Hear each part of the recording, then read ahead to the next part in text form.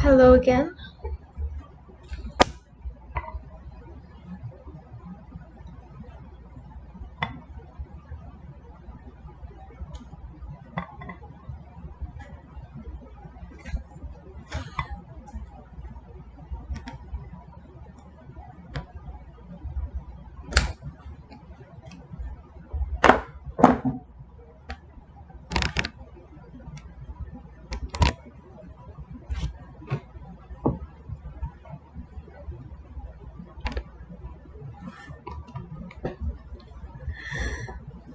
So I've been working a lot on rituals,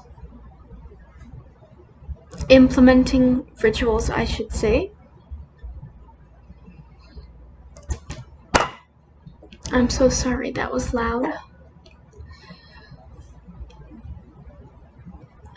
Something I wanted to speak on is that it can be really hard to get your mind and body into something, especially if it's hard, especially if it's something you don't want to do, especially if it's something you want to do on a regular basis and you're still in the process of building that habit.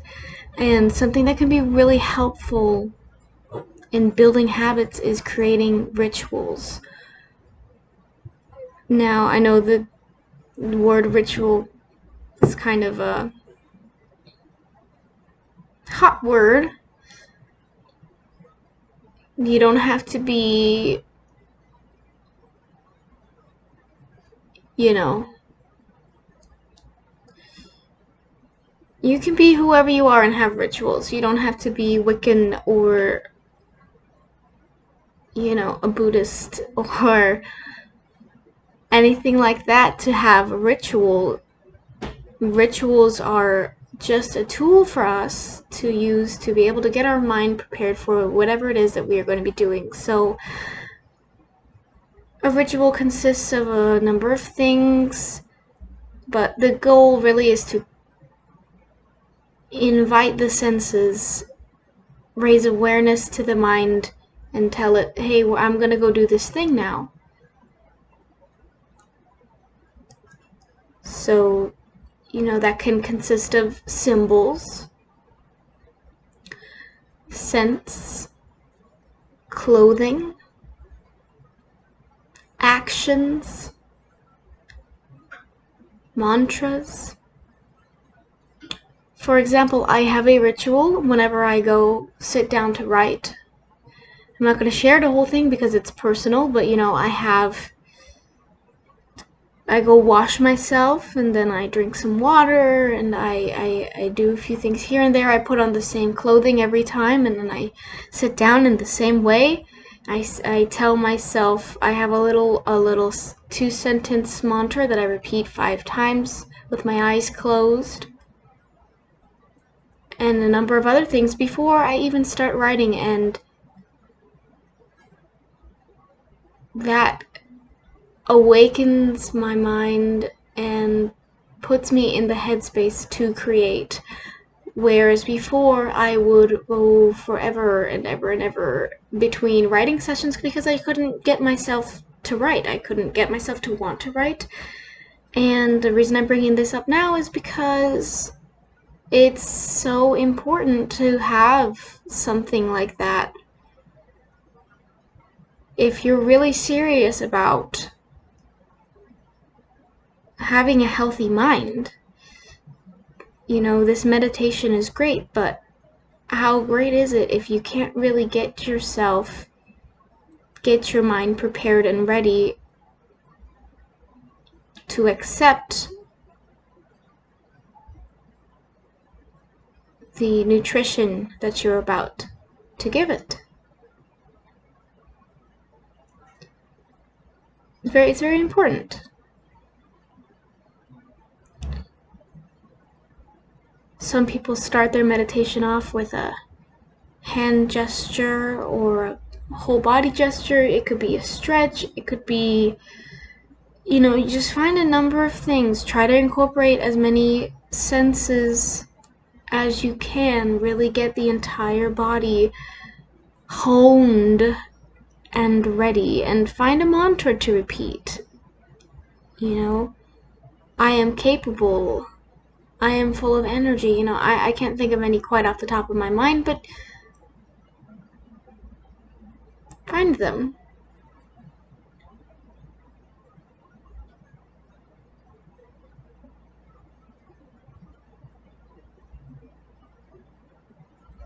So this one specifically, this meditation that I've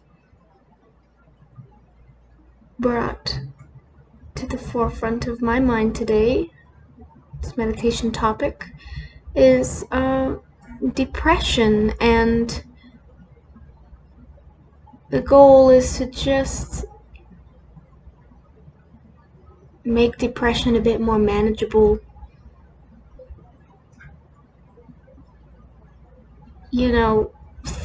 The goal in life is to, if you have depression, is to figure out what the root cause is and to rid of it. But we can't always just do that, can we? We really can't. Sometimes it's really overwhelming. And a lot of the time,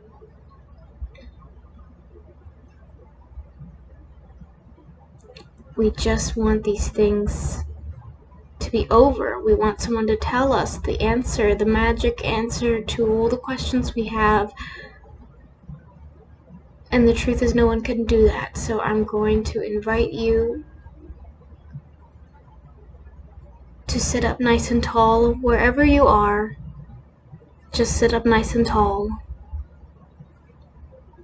Maybe soften the gaze or close the eyes. Fold the hands and bring them to the heart. And your heart is lifted. Maybe bow your head here.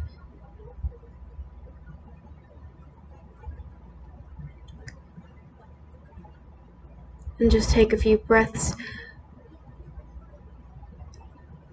Or if you like, you can put one hand on the heart, one hand on the stomach, and feel your heartbeat, feel your breath.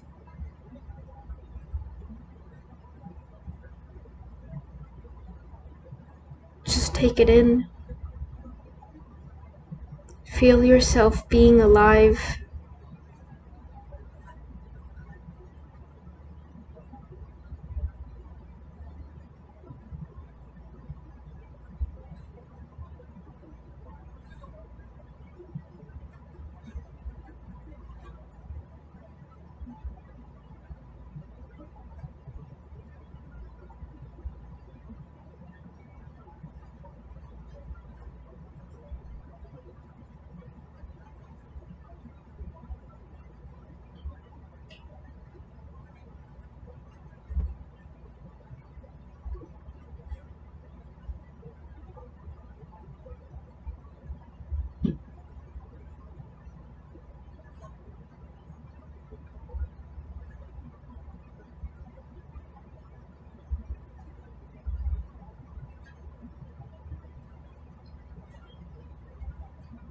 When you have depression, it can be really hard to get yourself to do something.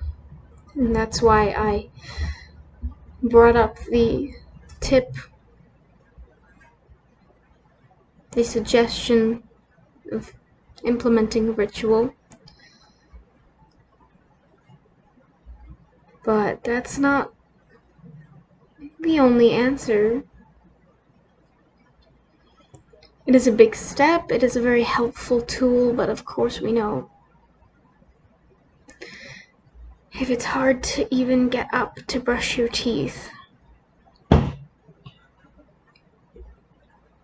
why would you do anything? Depression is tough. It's tough because it's valid. Nobody is depressed because the world is as it should be. Nobody is depressed because life is swell. Nobody is depressed because the entire world is happy and healthy and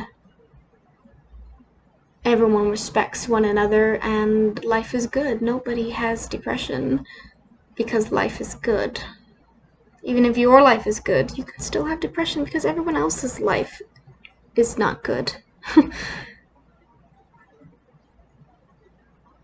I think that's a key factor, is knowing that the world sucks for a lot of people. Even if you have a great life, I think that's a big reason why people who have everything still get depressed, because they have everything but somehow they have nothing. And I think that is a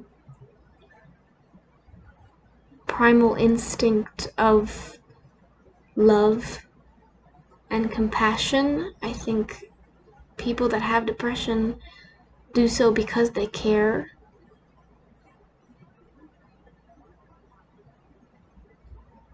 And it's hard to know that you're helpless. And of course, there are many, many reasons for depression, but I think that is a big one, personally. And I am no doctor or specialist, of course, so take it with a grain of salt. There are a lot of other reasons. Perhaps you've been through a trauma. But by and large, the reason for depression is helplessness to a degree. Something is horribly wrong, and there is absolutely nothing that you, as a brittle, feeble, sad, insignificant human, can do to change it. You can yell, you can scream, you can fight, you can comment online, you can argue, you can put your opinions out there, you can scream until you are blue in the face, and it will do nothing to change your circumstances or the state of the world. You have just about zero power in your life, and that, my friends, that is depressing. And a lot of the time, the people with depression realize this and just can't cope with it, and you see other people, they're like, how are they coping with it? Do they just not see? Are they just not awake? Do they just not pay attention? That must be it. There's no other way. They must just fall to ignorance, because ignorance is bliss. But friends, I'm here to tell you that is not the case. If you are alive with, granted that you're blessed with the full capabilities of a working mind, you're aware. To some degree, you are aware.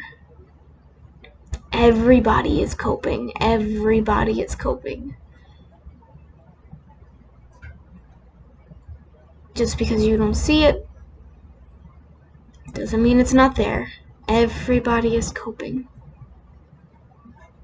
Some people, sure, may just put on their blinders and blunder through life, but the vast majority of people is just working to cope, because we all see it. We all feel it. We all hurt. We are all being hurt by the system, and a lot of people may push that down, but they still feel it. Even if they won't acknowledge it, they still feel it.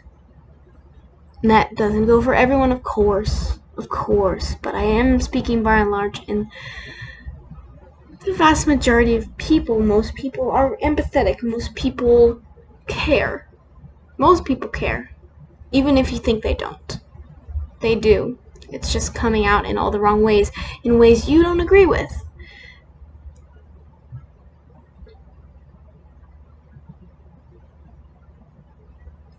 But most people care. Maybe not the billionaires, but they're so out of the realm of my understanding of humans, human nature. They are so beyond anything I can comprehend that I'm not even going to speak on billionaires. I don't understand them. They don't make any sense to me at all. So I'm just going to leave them out. They don't count. The point in all this is to say that you're not alone. And I'm here to answer your questions for you.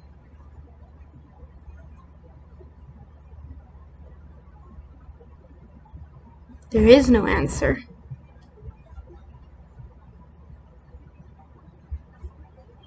Unfortunately. No one can tell you that life is fair. No one can tell you that things are going to be okay. No one can assure you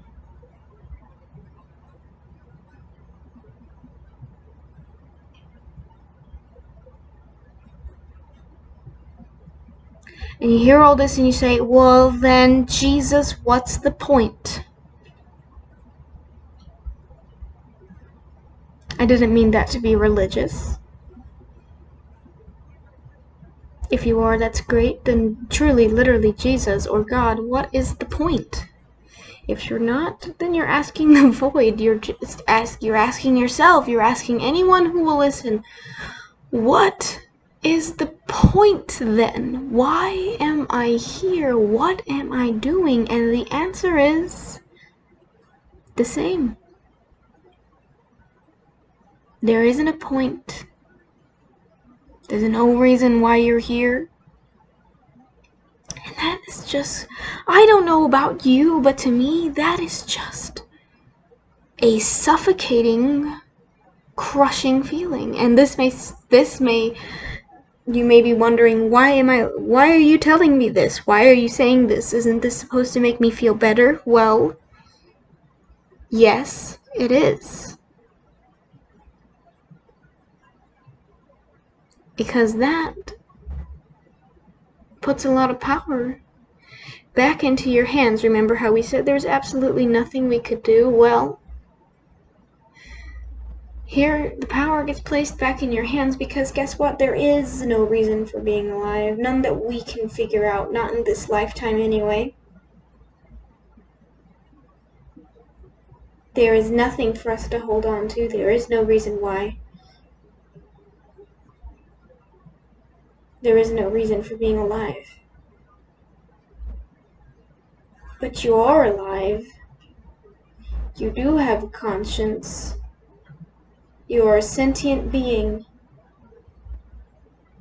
with a very capable and complex psyche, with the ability to determine. And what that means is that you can decide what matters.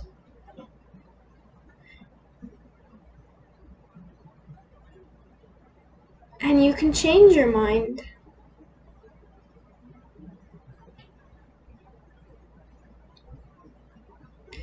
But you have to be the one to see life for what it is.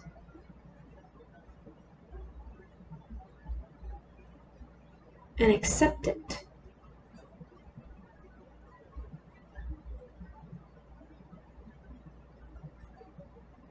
You cannot find the reason,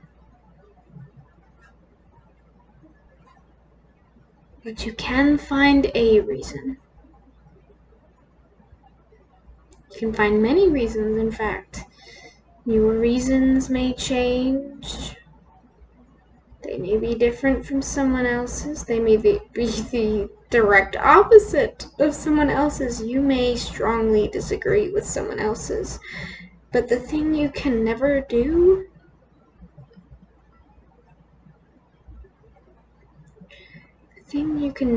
is invalidate someone else's, because if you invalidate someone else's passions, their reason for being alive, their identity, if you invalidate somebody else, you invalidate yourself.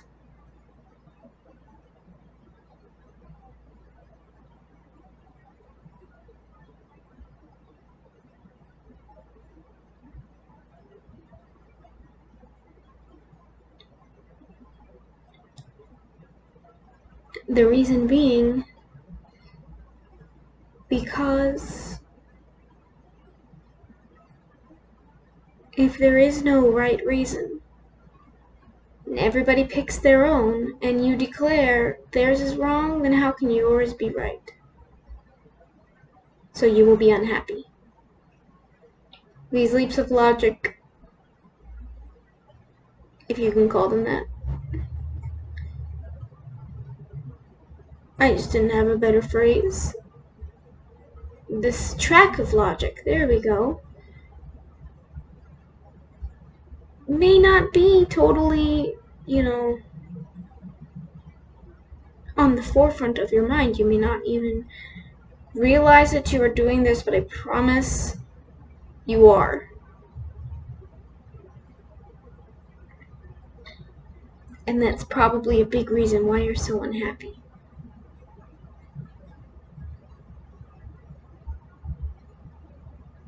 You have to validate others, and you have to validate yourself.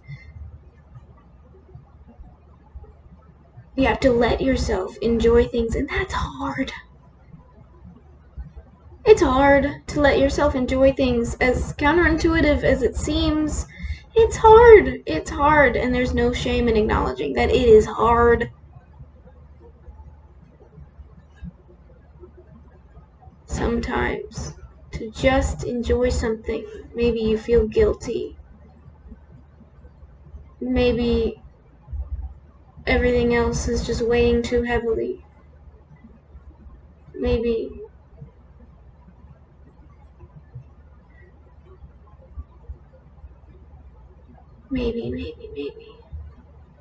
there's always something, isn't there? There's always something that seems to just say, you can't be happy today. But friends, if you just give yourself permission, and you give permission to everyone around you,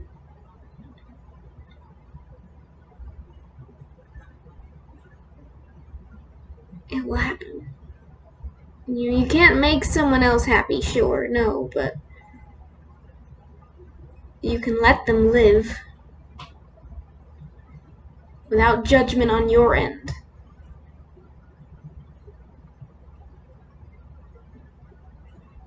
And you can work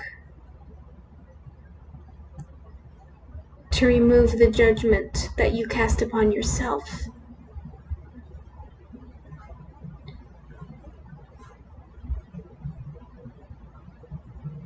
And be happy.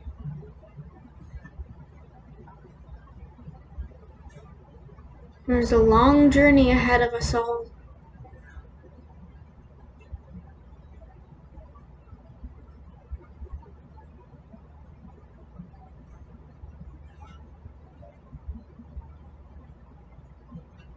We change.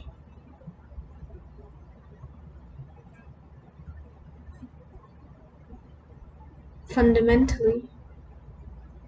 Forever, life is change.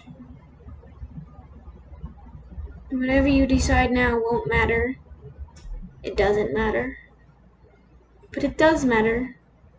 Because you're here to make it matter. And if you stop being here, then you won't be here to make it matter anymore. And who knows what's after that? If there's anything after that. We don't know. It's not up for us to decide or know or understand. It's heavy, it's hard, it's frustrating. It's depressing. But I promise you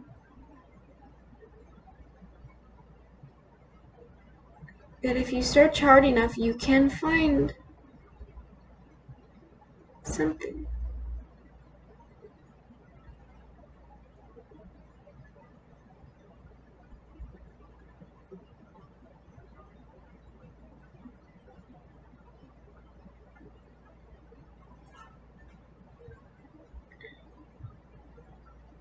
Maybe take a moment here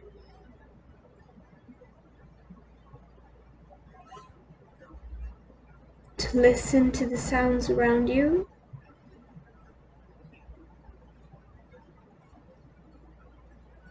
Feel feel the air in your lungs. Pay attention to how it feels. What are you sitting on? What are you touching? What is touching you? What does it feel like? Without words, just observation.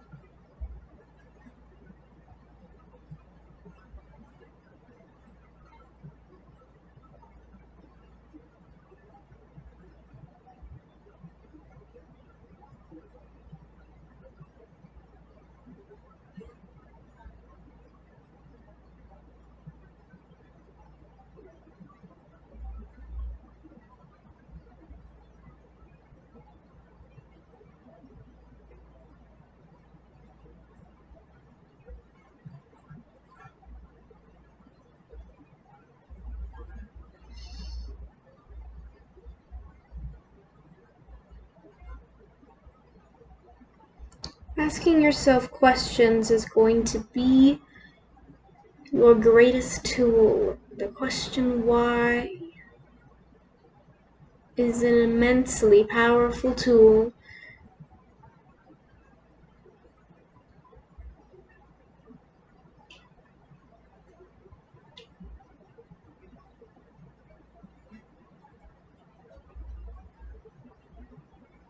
I may not have quite hit the nail on the head for your specific personal depression. I'm mostly speaking on my own experience, what I see, how I view the world, and your worldview may be slightly different, and it's very real. It's not wrong, neither is my perception wrong.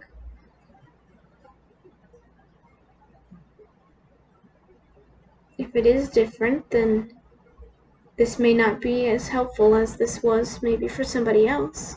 And so you need to ask yourselves the same questions that I've been asking myself. Why? Finish it, you gotta finish it. Why is this making me upset? Really dig.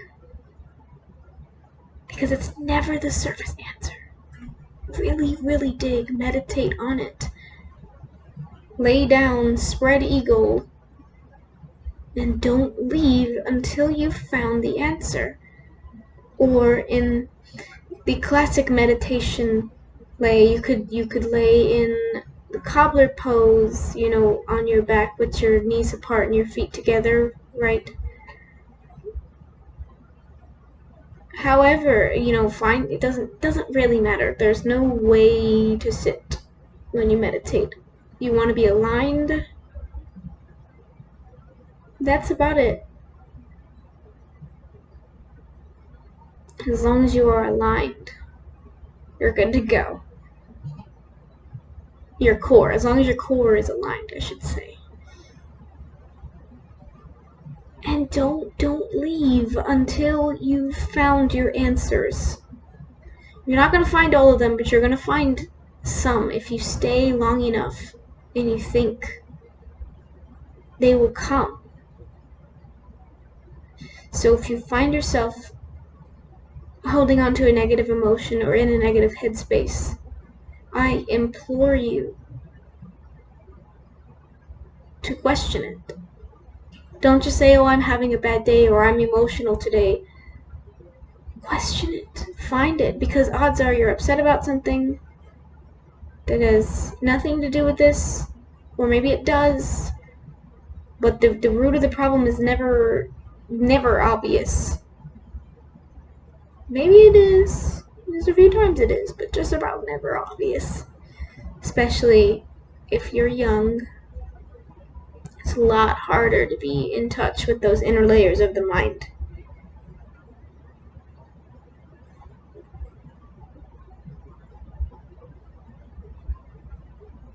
Question everything.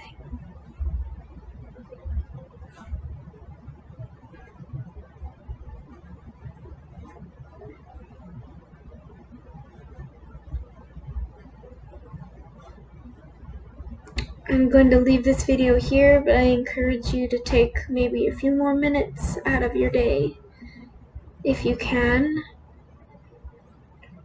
to find something to focus on, be it a sound. Maybe go outside if there are birds, if there's wind. Oh, wind is perfect. If there's wind, go outside and feel the wind for a while. Either let your mind rest, or you can try and focus, or not, just open up your senses to something delicate.